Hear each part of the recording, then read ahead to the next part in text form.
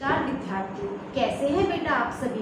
मन लगाकर पढ़ रहे हैं ना। क्योंकि बेटा अगर कुछ बनना है, हमें अपने जीवन को संवारना है तो उसके लिए हमें मन लगाकर पढ़ना होगा। और जब आप पढ़ते हो ना बेटा, तो कभी भी ये ना देखें कि हमने कितने घंटे पढ़ाई की है, बल्कि ये देखिए कि आज हमने कितना टॉपिक कवर किया है। ठीक है ना। लगातार पढ़ते रहिए, यकीन मानिए कि एक दिन आपको अपनी मंजिल जरूर मिलेगी। कहते हैं ना, यूं ही नहीं मिलती राही को मंजिल, एक जुनून सा दिल में जगाना पड़ता है।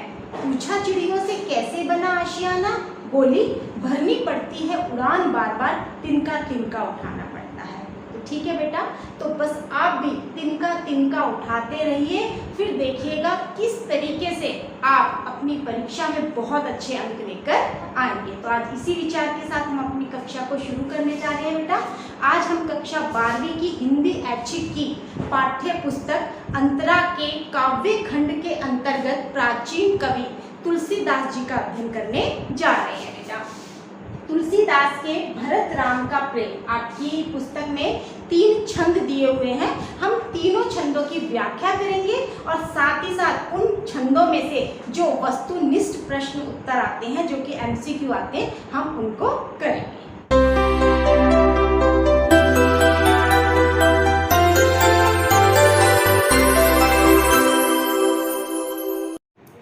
तुलसीदास भक्ति काल के सगुन काव्य धारा के राम भक्ति शाखा के प्रतिनिधि कवि माने जाते हैं और उनके द्वारा रचित रामचरितमानस हिंदी का सर्वश्रेष्ठ महाकाव्य माना जाता है।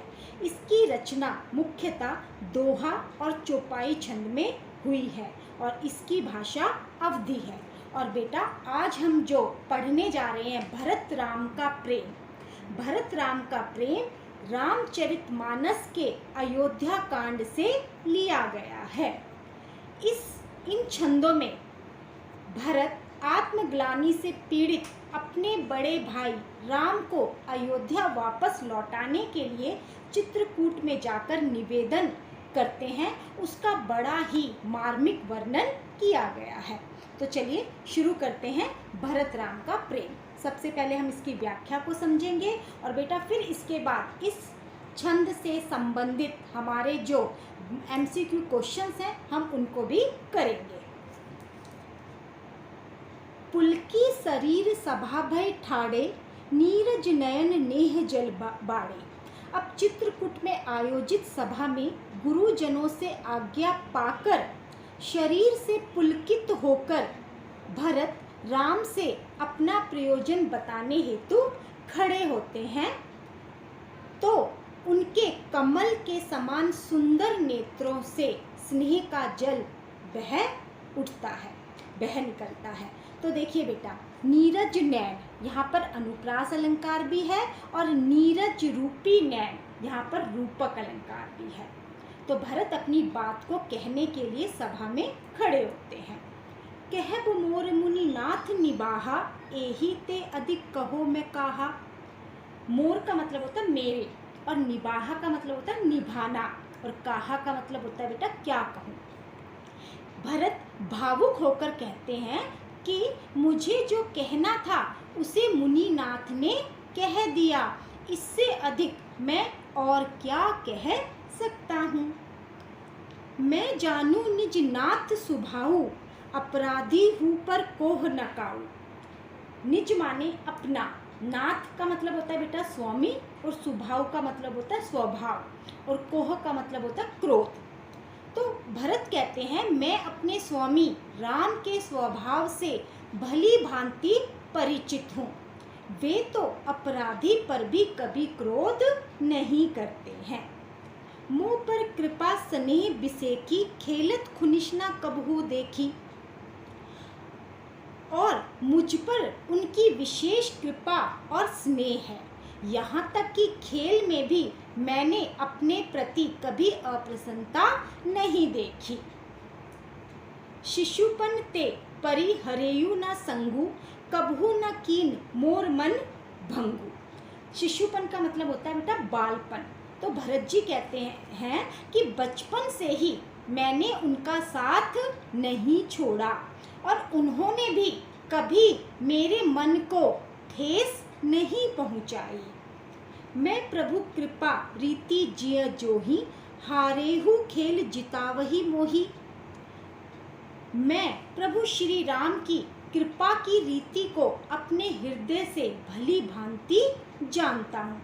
वे तो हारने पर भी मुझे खेल में जिता देते रहे हैं।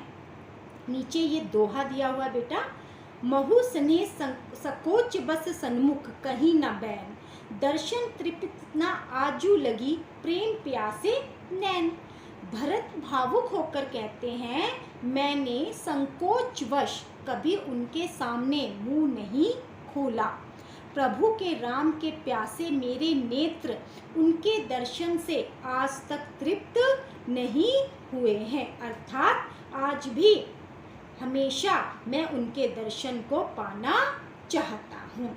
तो उम्मीद करती हूँ बेटा आपको ये छंद अच्छी तरह से समझ में आया होगा।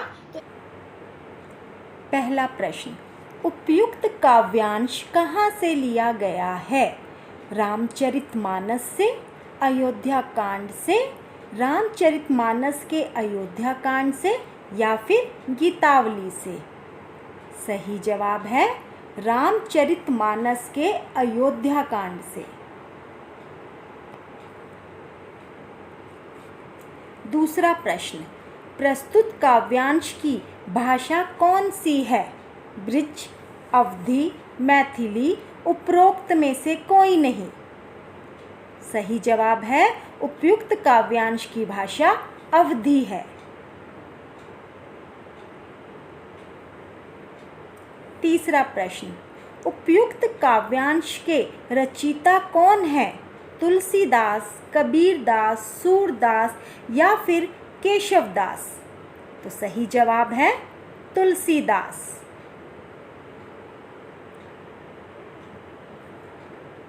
चौथा प्रश्न, सभा में खड़े होने पर भरत की आंखों में आंसू क्यों आ गए? राम के प्रति अनन्य प्रेम के कारण, आत्मग्लानि के कारण, लज्जा के कारण या फिर उपरोक्त में से कोई नहीं? तो सही जवाब है आत्मग्लानि के कारण। आत्मग्लानि का मतलब होता है बेटा अपने आप को दोषी मानना। पांचवा प्रश्न, भरत के अनुसार श्री राम का स्वभाव कैसा था?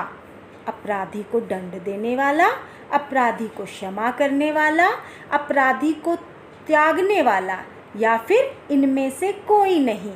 तो सही जवाब है अपराधी को क्षमा करने वाला। छठा प्रश्न, भरत कभी भी अपने भाई राम के सम्मुख क्यों नहीं बोले? घमंड के कारण, प्रेम और संकोच के कारण, राजा होने के कारण या फिर उपरोक्त सभी? तो सही जवाब है प्रेम और संकोच के कारण कभी भी भरत ने अपने भाई राम के सम्मुख मुंह नहीं खोला। सातवां प्रश्न, नीरज नयन में कौन सा अलंकार है? रूपक, उत्प्रेक्षा, श्लेष, उपमा? तो सही जवाब है बेटा रूपक। नीरज नयन यानी कमल रूपी नयन, तो रूपक अलंकार है। आठवां प्रश्न, प्रस्तुत काव्यांश में कौन सा छंद प्रयुक्त हुआ है?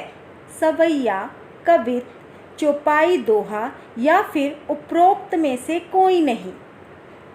सही जवाब है चौपाई दोहा। नौवां प्रश्न, खेलत खुनिश और स्नेह सकोच में कौन सा अलंकार है? उपमा, अनुप्रास, यमक, श्लेष? तो सही जवाब है बेटा अनुप्रास।